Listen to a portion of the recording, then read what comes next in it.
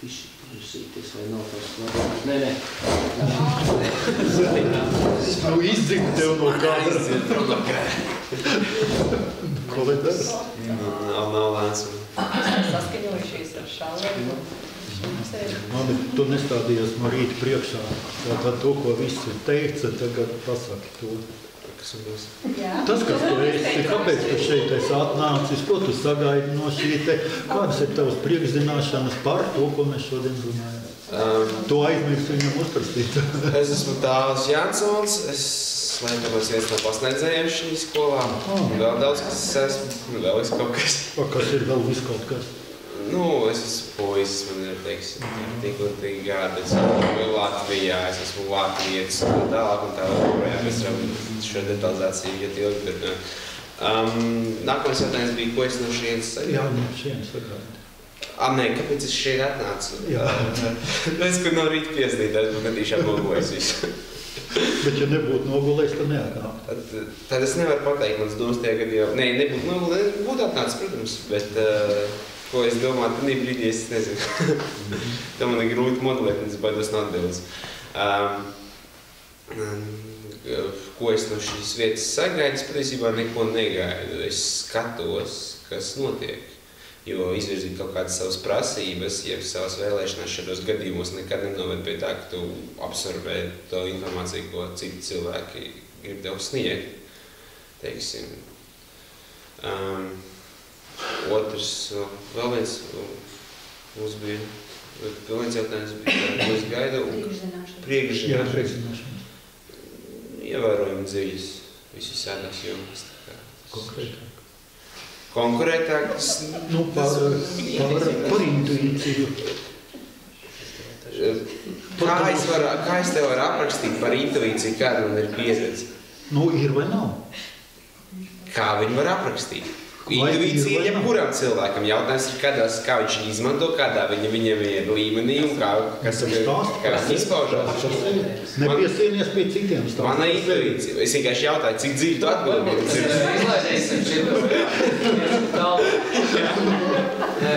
Kaut ko taču var atbildēt. Taču atbildi, tas nozīmē, ka... Vai tā ir atbildi? Nu, tas jā. Pilna atbildi ir gara. Ok. Nē, par simbolu kāda tev ir priekšzināšana? Simboliem? Nomināls. Maziņas, minimāls. Labi, paldies. Lai būtu tā. Ar simbolu katrs saprota patiesībā kaut ko galīgi citu. Un šī ir vienmēr komunikācijas problēma. Un komunikācijas problēma ir baigi sarežģīta vispār. Nu, redz, es Tālim jautāju, Tāls nezinu, ko atbildēt. Komunikācija īsti nenotiek. Es jautāju, viņš nezinu, ko teikt. Jā, tā. Varbūt es neprotu visu tādu jautājumu, varbūt viņš nesaprot to, varbūt vēl kaut kas cits notiekās. Un komunikācijas problēma ir ārkārtīgi būtiska. Es vienmēr saku, cilvēku valoda ir izdomāta, lai cilvēki nesaprastos. Un jūs to ļoti labi zināt, ka tas tā ir. Jo es domāju, bet es savas domas vārdos izteikt nevaru precīzi. Nu, izsaku tā, kā valoda pieļauj vai kaut kas tam līdzīgi. Tu ļoti jauki pateici, ka tu domā simbolos. Ja, tādu to, kā tu bija vārds, Ināri. Ja? Ja? Ināri pateica, ka viņi domā simbolos. Ja, tātad no pārējiem es nevienu nedzirdēju par šo te domāšanu, kā cilvēki domā. Domāšana tas ir ļoti interesanta lieta, kā vispār cilvēki domā, bet tas ir mazliet viņās pie šī te jautājuma. Ja, tā. To, ko es pasaku, nākošā lieta ir, ko cilvēks sadzird. Viņš nekad nesadzird to, ko es saku. Ja, tā. Un pēc tam, kurā plauktiņā viņš ieliek savā apziņā vai zemapziņā to, ko viņš ir sadzirdējis. Un tas, ko es esmu domājis, un kurā plauktiņā tas ir ielikts, nekad nav viens un tas pats. Tas ir pilnīgi, dažreiz diametrāli pretējs vai pilnīgi kaut kas cits. Un ar to, es esmu skolā strādājis, un jūs arī visas skolas esat saskārušies, un šī problēma skolā pastāv.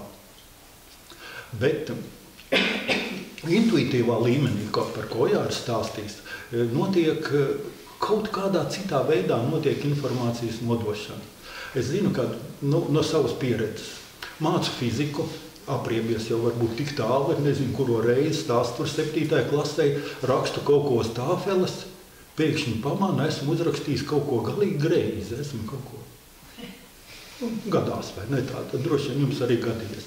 Eju skatos skolnieku burtnīcās, viņi visi uzrakstījuši pareizi. Ja, tā. Tātad tā komunikācija notiek kaut kādā citā līmenī. Man ir vairākas reizes bijuši tādi gadījumi, kad uz tāfeles ir kaut kas cits, bet informācija tiek nodota kaut kādā citādā līmenī. Ieslēgt šo te kaut kādu citu informācijas pārdevi, sazini, kā tas vispār notiekās. Es nezinu, kā tas notiekās. Ojaram arī noteikti pieredzi, viņš runā par intuīciju un droši vien stāstīs par šo te tādu. Tātad kaut kādā veidā ieslēgt kaut kādu citu mehānismu, kādā veidā notiek tā informācijas pārdevi. Tas droši vien ir ārkārtīgi būtiski. Tavu vingrinājumi bija lieliski, vai ne? Kad skatās cilvēkiem acīs, vai ne tādu, un mēģinām saprast, kas tur notiekās. Ne tādu. Vienkārši, tā, ar klusumu, ja tu viņu sauc par klusumu, ja tā. Un tas ir skaisti, vai ne tā, ka tā notiekās. Vai kad mēs satiekam pirmo reizi cilvēku, vai ne, mums rodās uzreiz kaut kāds priekšstats, kurš varbūt pareizi, nepareizi, sazina, bet kaut kas ir. Vai ar kādu cilvēku, ir kaut kas pozitīvāks, ar kādu kaut kas negatīvāks. Kas notiekās, ja tādā brīdī? Kas notiekās? Kas strādā tādā veidā? Un ļoti būti, mēs atspoguļojam pasauli. Apziņa ir pasaules atspoguļošana. Bet pasauli mēs atspoguļojam ārkārtīgi slikti, varētu teikt. Bet mums, Ojārs kā fiziķis zina, vai ne, gaisma, elektromagnetiskiem viļņiem praktiski ir nulle. Ja, tāda maza šaura strīpiņa visā tajā plašajā elektromagnetiskā tīklā, bet nestoties uz to, ar šo te nieku, ja, mums pietiek, lai mēs kaut kādā veidā raksturotu pasauli un saprastu, kāda pasaule ir. Jo redz ir viens no tādiem, varētu domāt, būtiskākiem pasaules informācijas uztvērējiem un arī pasaules atspoguļotājs. Tas, lai mēs veidot savā iztēlē vai apziņā pasaules ainu. Bet, kaut vai šitie paši kukainīši, kur ir tur tauriņi, putni, viņi pasauli redz pilnīgi citādi. Un viņiem pasaule ir daudz plašāka. Tas ir daudz plašāks loks, daudz plašākā veidā viņi uztver pasauli nekā cilvēks. Bet cilvēks iedomājās, ka viņš ir radības kronis. Vai varat padomāt, ko vajag putnam, lai viņš lidotu? Ja? Kāda aerodinamika ir vajadzīga putnam, lai lidot, aprakstītu to, kā tas notiekās. Un putnelis izlido no līgzdas un lido. Vai ne tādi? Viņam ir tas, no kurienes tas nāk. Kā tas notiekās. Un kur vispār atrodas cilvēka apziņa? Ja, tā. Vai viņi ir galvā vispār tur, vai varbūt ir kaut kur citur. Un par to, ka tā apziņa vai kaut kur viņa atrodas citur, par to ir diezgan daudz cilvēku domājuši, un tas varētu būt, ka tas tā ir. Kad apziņa nav te, bet ir kaut kāds kopējais apziņas lauks, no kurienes mēs, tā kā tu teici, radioaparātu uzskaņojam, pieslēdzamies un paņemam to informāciju, kas ir vajadzīga. Varbūt taisn otrādi, tad brīdī kaut kas raida. Jo, Ņutons un Leibnics reizē izgudroja integrālu rēķinus vai diferenciālu rēķinus. Viens no tiem, es neatceros kurus. Un pēc tam tur visu dzīvi tiesājās par to, kuram ir autora tiesības. Vai relativitātes teorija, kur radās tur daudzās vietās tāda. Vai telefonu izgudrošana, kad Bells un laikam Edisons ar 2 stundu starpību aiznesa patentēt telefonu aparātus. Vai Popovs un Marconi, kur radioaparātus izgudroja gan arī reizē. Ja, kurienes nāk tās?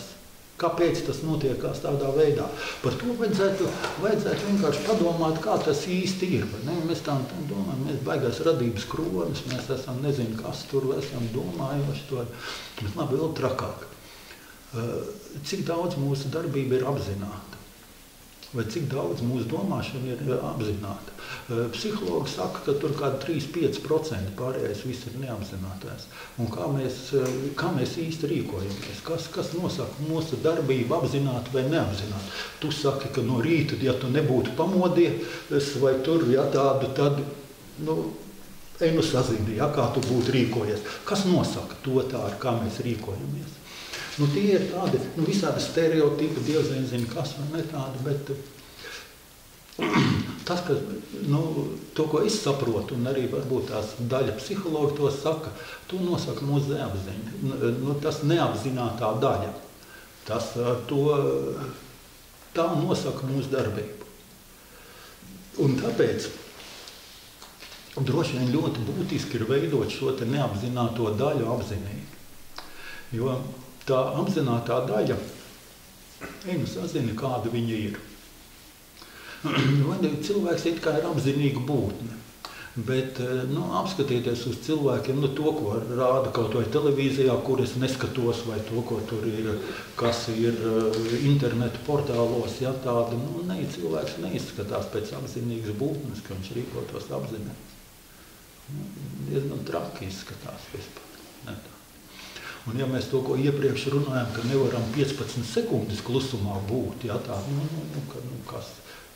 kas tad ir, ja cilvēkam ir vajadzīgs troksnis, nepārtraukt, kas ir noticis ar cilvēku, kas ir īsti noticis ar cilvēku, kas ir tā. Tāpēc mēs varbūt šeit sēžam, lai mēģinātu saprast, mēģināt izrauties varbūt no tā, mēģināt saprast kaut kā citādi. Jās par to jau 21 gadu atpakaļ, kur, tā kā es tev pirmo reizi redzēju, 82.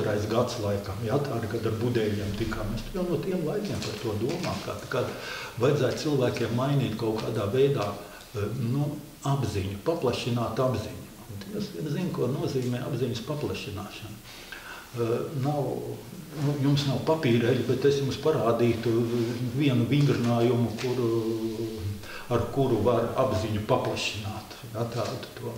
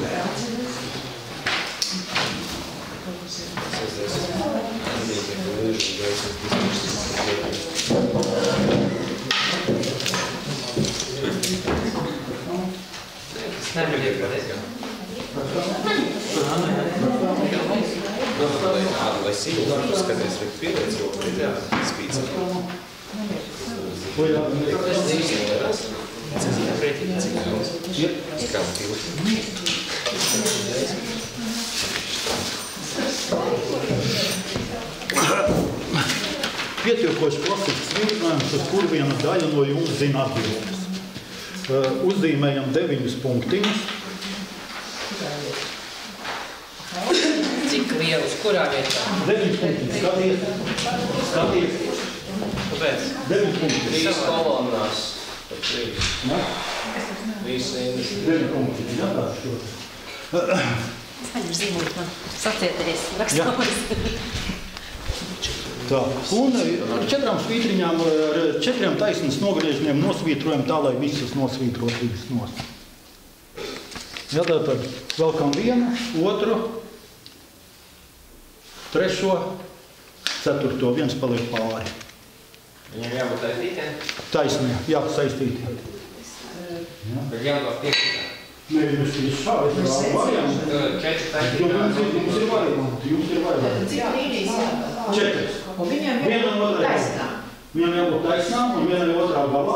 Lai viss būtu nosvītroti. Un lai visi punktiņi būtu nosvītroti. Pagaidiet, es haotiski uzzīmēju tos punktus. Bet tu taču es tev rādīju priekšā.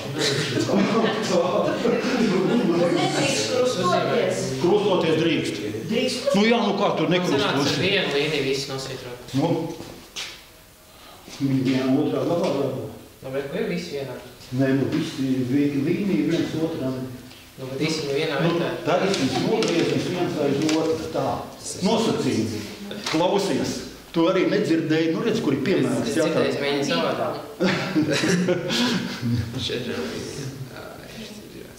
Nē, viena otrā galā, viena otrā galā. Tas ir viņiem jābūt saistītām. Jā, jā, nu saistīti.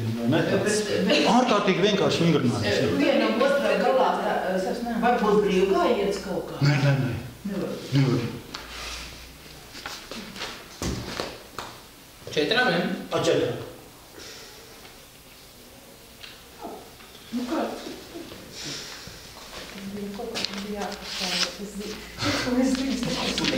Vat nevar atcerēties, vai ne? Te nav atcerēšanās, te ir baigi būtiskā lieta šim te lietam. Ar četrām. Šeit baigi būtiskā lieta.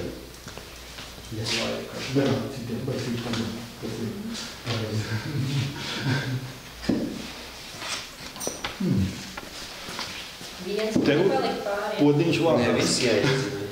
Nevar neviens palikt pāri. Nē. Nē. Jūs iesiet vienalga. Tā ir apziņas ierobežojuma. Es to nezinu. Nē, jau šeit palikt pāri. Bet tā tad ir jābūt. Nē, Ak tā. viss jāuzsver. Reiz to arī nedzirdēju to, ko es teicu. Jā, tātad es stāstu vienā, viņš domā kaut ko citu pilnīgi. Jā, tā. Un tikai 4. Un tikai 4.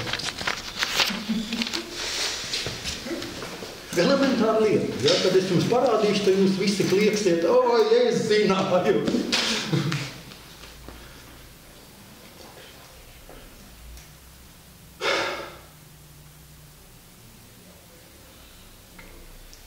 Starp citu, tas ir apziņas paplašināšanas vingrinājums. Sanāc? Atcerējies? Nē. Iegūlējis.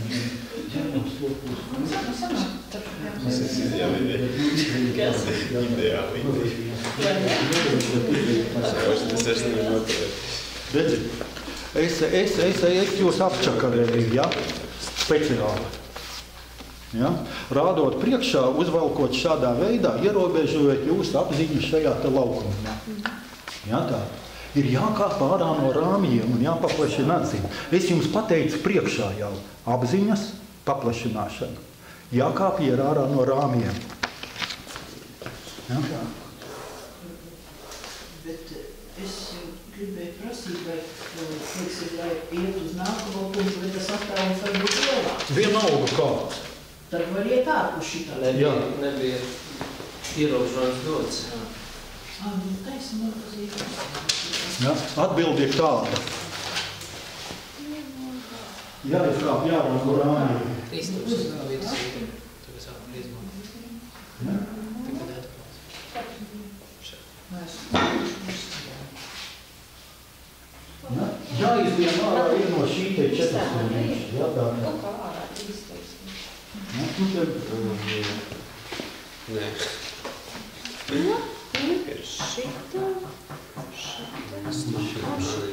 Tas ir priekš matemātiskā prāta. Nē, tas nav priekš matemātiskā prāta, tā ir vienkārši iztēle. Tā ir vienkāršākā iztēle. Tā ir apziņa, jo mūsu apziņa ir ierobežota. Ja, tā. Un no viņas ir jāpaplašina. Ja, tā tad ir jāspēj izkāpt ārā no rāmjiem. Bet kā tas asociējas ar apziņu šo tieši uzdevumu, šo 9 punktiem, kur salika konkrētā procesā, konkrētā? Līdzīgi skatīšanas darbības.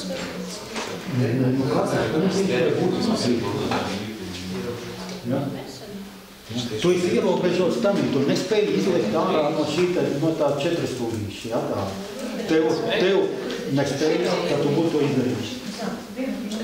Uzmanīgi vecāki, ja, tā ar to. Es tur redzu citu uzdevumu, tu viņi izpildīs. Vai tā arī būs ierobežot apziņu? Jā. Tas ir piemērs, simbolisks, tā uzmanība. Šis ir simbolisks piemērs, apziņa, tas ir simbolisks piemērs, kā apziņa ir ierobežot, ka mēs nevaram izkāpt ārā no tā.